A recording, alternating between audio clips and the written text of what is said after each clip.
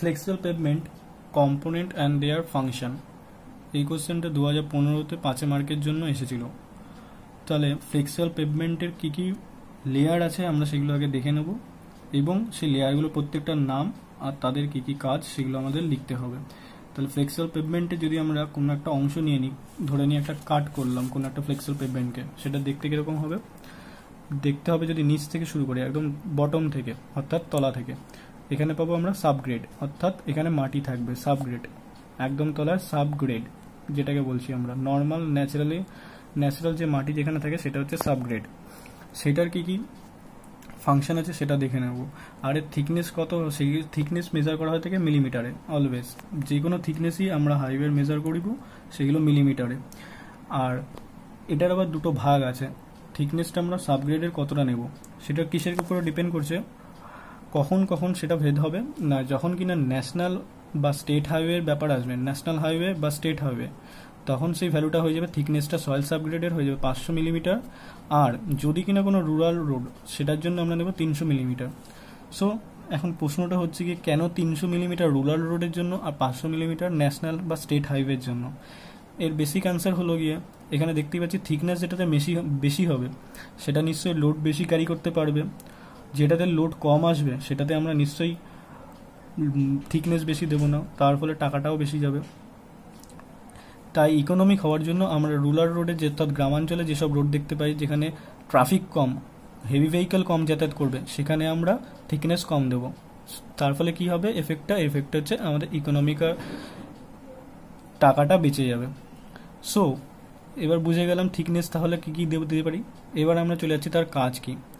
সাবগ্রেডের কাজটাই হলো, সাবগ্রেড মানে কি, মাটি যেটা বললাম একদম তলার লেয়ার, তলা থেকে আমরা ধীরে ধীরে উপরে উঠবো, একদম তলার লেয়ারটা এখন আলোচনা করছি। অর্থাৎ তলার লেয়ারে কী রয়েছে, সয়েল সাবগ্রেড, অর্থাৎ ন্যাচারাল যে মাটিটা রয়েছে ওই এলাকাতে, যে মাটিটা রয়েছে ওটাকে আমরা রোড বানানোর আগে ওটাকে আমরা কম্প্যাক্ট করে নিই বা মেকানিক্যালি, এটা আমরা সয়েলেও পড়েছি। সো ওটার কাজ, বেসিক যে কাজটা সেটাই করবে, অর্থাৎ support all the other pavement layers and traffic loads. অর্থাৎ ওটা তো মাটিতে লেয়ার কম্প্যাক্ট হয়ে রয়েছে, ওর ওপরে আমরা এরপরেও আরও 3টে লেয়ার চাপাবো। সেইগুলো কী কী 3টে লেয়ার সেটা তো লেখা রয়েছে, দেখো 2 নম্বরটা গ্র্যানিউলার সাববেস, এটা চাপাবো। তারপরে হচ্ছে কি তার উপরে যাবে হচ্ছে কি গ্র্যানিউলার বেস কোর্স, আর সবার ওপরে বিটুমিনাস বাইন্ডার বা সারফেস কোর্স, যেটার উপর দিয়ে গাড়ি যাতায়াত করে, একদম টপ লেয়ার যেটা আমরা দেখতে পাই। তো সয়েল সাবগ্রেডের কাজটা কি হবে না, support all the other pavement component layer, অর্থাৎ এই যে 3খানা লেয়ার রয়েছে এই 3টে লেয়ারকে সাপোর্ট দেওয়া, অর্থাৎ এদের সবার তলায় রয়েছে। আর সবচেয়ে মেইন যে কাজটা সেটা হচ্ছে ট্রাফিক লোডটাকে সহ্য করা, অর্থাৎ সহ্য করে সেই ট্রাফিক লোডসটাকে মাটির ভেতরের দিকে আরও স্ট্রেসটা ডিস্ট্রিবিউট করে দেওয়া। তো এর পরের কম্পোনেন্টটা কি, এটা গেল 1 নম্বর component, soil subgrade, prepared soil subgrade. 2 নম্বরে কি আছে, 2 নম্বরে রয়েছে granular subbase cum drainage layer.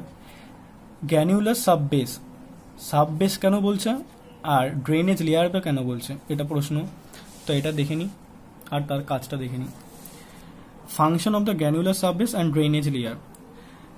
ফার্স্টের পয়েন্টে বলা হয়েছে serve as an effective drainage layer of pavement, অর্থাৎ মাটি আমরা যদি তলা থেকে মাটির নিচ থেকে যদি উপরের দিকে আসতে থাকি ধীরে ধীরে রোডের, আমরা দেখতে পাবো যে সেকেন্ড লেয়ারটা আমরা পাচ্ছি সেটা জলটাকে নিকাশি ব্যবস্থা করে দিচ্ছে। কোনো বর্ষাকালে বা কোনো জায়গায় যদি নিচু এলাকার দিকে হয় জল ফল জমলে সেইটা ও জলটা মাটির মধ্যে যেতে দেয় না, ও জলটাকে পাস করে দেবে, ও জমতে দেবে না অ্যাকচুয়ালি।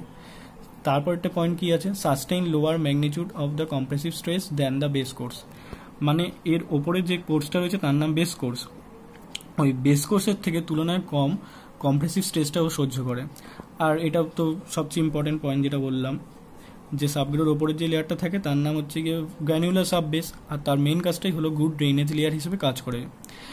এবার কি কি দিয়ে এই গ্র্যানিউলার সাববেসটা তৈরি করা হয়, আমরা তো সাবগ্রেডে দেখলাম ন্যাচারাল মাটি থাকে, তাহলে সাববেসে কী কী থাকে, সাববেসটা তৈরি করা হয় হচ্ছে গিয়ে ক্রাশ স্টোন, মানে আমরা বিকে পড়েছি 4th ক্লাস যে বিকগুলো থাকে, ভাঙা যেসব বিকগুলো থাকে, ঝামা বিক যাকে বলি, সেইগুলো আমরা দিয়ে দিই। এগ্রিগেট দিয়ে দিই, কখনো কখনো যখন ইম্পর্টেন্ট হাইওয়ে করি তখন এইগুলোকে দিয়ে দিই, যাতে এদের পারমিবিলিটি যেহেতু হাই থাকে তার জন্য এইগুলোকে আমরা দিয়ে দিই। আবার আরেকটাও থাকে coarse aggregate with low percentage of fines are used, এটাও কখনো কখনো ইউজ করা হয়ে থাকে। তাহলে এটা কোনটা, যদি আমরা ড্রয়িংটা করে নিই তাহলে পরের লেয়ারটা কি হলো, এটা হচ্ছে গিয়ে মাটি, ন্যাচারাল মাটি যেটা থাকছে, এটা হচ্ছে আমাদের সয়েল সাবগ্রেড। আর এই পয়েন্টটা কি হলো, ওইটা হয়ে গেল আমাদের গ্র্যানুলার সাববেস। ঠিক আছে, হাতে লেখা বাজে হচ্ছে নিশ্চয়ই, বুঝে নেবে। তো এর পরেরটা হচ্ছে গিয়ে function of the base course.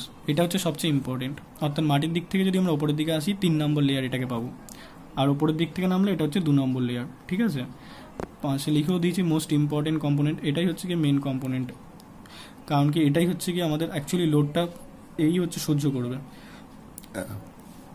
যেমন লিখেছি sustain wheel load stress, wheel load যেটা আসে ওপর থেকে নামে সেইটাকে ও গ্রহণ করে নেয় আর ওটাকে তারপরে ছড়িয়ে দেয়, disperse through the lower area, নিচের এরিয়াতে আরও ডিস্ট্রিবিউট করে দেয়। কি দিয়ে এটা তৈরি করা হয়ে থাকে বেস কোর্সটা তৈরি করা হয়ে থাকে good quality of the course aggregate কোনগুলো আমরা যেগুলো জানি যেগুলো আমাদের 4.75 এর নিচে পাস করতে পারে না, সেগুলো হচ্ছে গিয়ে কোর্স এগ্রিগেট, তার নিচে পাস করে গেলে সেগুলো হচ্ছে ফাইন এগ্রিগেটে চলে যায়।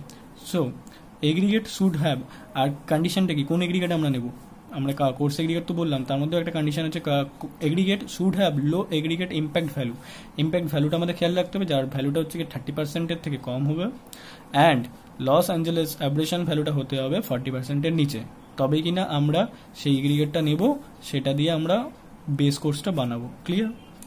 দেন এই বেস কোর্সটা আমরা দিলাম, এর ফাংশনটা কি, ফার্স্টে একটাই পয়েন্ট বলে দিয়েছিলাম যে হুইল লোডটা নেয়। এবার আরও ডিটেলস একটু দেখে নিই। Prevent the entry of the surface water, এছাড়াও ওপর থেকে যে জলটা আসে সেই জলটাকে ও বাধা দান দেয়, জল যাতে পাস করতে না পারে নিচে। Into the pavement layers during the rains, যখন খুব বৃষ্টি হয় সেই সব এলাকাতে। This way protect the base course and the other pavement layers below, এইভাবে তার নিচে থাকা লেয়ারগুলোকে সে রক্ষা করে। এটা যদি হয়ে থাকে সাবগ্রেড, এটা সাববেস, এসবি সাববেস, তো বেস কোর্স, এটা বেস কোর্স। এই বেস কোর্সটা কি করবে, বেস কোর্সটা নিচে থাকা লেয়ার এইটাকে সাববেসকে আর সাবগ্রেডকে রক্ষা করে। And keep the soil subgrade in the relatively dry condition, শুকনো রাখে, জল আসতে দেয় না, due to the good surfacing and the effective drainage layer, জলটা পাস করে দেয় খুব সহজেই। Function of the thick bituminous binder and surface courses, লাস্টে যে ওপরে যে একদম লাস্টের শেষে কোর্সটা দেওয়া হয় সেটা হচ্ছে গিয়ে থিক বিটুমিনাস বাইন্ডার, ঠিক মানে মোটা যে বাইন্ডারের কোর্সটা দেওয়া হয়ে থাকে সেটার কথা বলা হয়েছে এখানে। তো একদম নিচে থাকছে হচ্ছে কি সাবগ্রেড, এসবি, দেন বেস, সাববেস আর কি, এসবি, দেন বেস, দেন হচ্ছে গিয়ে ঠিক বিটুমিনাস বাইন্ডার, বিবি লিখলাম শর্টে। এর কাজ কি, এর কাজ হচ্ছে গিয়ে স্টিফ মানে মোটা হয়ে থাকে হালকা, দেয়ারফোর পোজেস টেনসাইল স্ট্রেংথটা ক্যারি করতে পারে, fatigue failure can be resist, fatigue ফেলিয়ারকেও রক্ষা করে। ফ্যাটিক ফেলিয়ার কি, ফ্যাটিক ফেলিয়ার হচ্ছে রোডে যে ফাটলগুলো দেখা যায়, one type of brittle cracking means brittle মানে যেগুলো সহজে ভেঙে যায়। ডিউ টু দ্য আর ব্রিটেল ক্র্যাকিং কেন হয়, ব্রিটেল ক্র্যাকিং তখনই হয় যখন কিনা রোডে রিপিটেডলি আর সাইক্লিকলি মানে বারংবার যে লোডটা যদি পড়ে তাহলে যে ফেলিয়ারটা রাস্তায় দেখা যায় সেটা হয়ে গেল ব্রিটেল ক্র্যাকিং। আর এই ঠিক বিটুমিনাস লেয়ারটা আমরা কতটা দিই, বাইন্ডারের লেয়ারটা এটা থাকে হচ্ছে 50 থেকে 100 মিলিমিটার। ওকে, আর একটা জিনিস বলে দিচ্ছি, সেটা হলো গিয়ে গ্র্যানুলার যে সাববেসটা বা ড্রেনেজ লেয়ারটা থাকে এর থিকনেসটা কত হয়, 100 মিলিমিটার ইন জেনারেল। বেস কোর্সের কতটা হয়ে থাকে, থিকনেসটা 50 থেকে 100 মিলিমিটার দিই। আর যেখানে যদি আমাদের টাকা হাতে অনেক থাকে তাহলে আমরা আরও মোটা প্রোভাইড করে দিই, দামি মেটেরিয়াল দিয়ে দিই, তখন সেইটা হয়ে যায় 100 থেকে 150 মিলিমিটার। বাট ইন জেনারেল সব জায়গায় মোটামুটি আমরা এইটাই দিই, 50 থেকে 100 মিলিমিটার থিকনেস প্রোভাইড করি। ওকে, তো এখানেই এই 5 মার্কসের যে কোশ্চেনটা ম্যাকআউটে বা ডাব্লিউবিইতে 2015-তে এসেছিল সেই কোশ্চেনটা এখানেই শেষ হবে।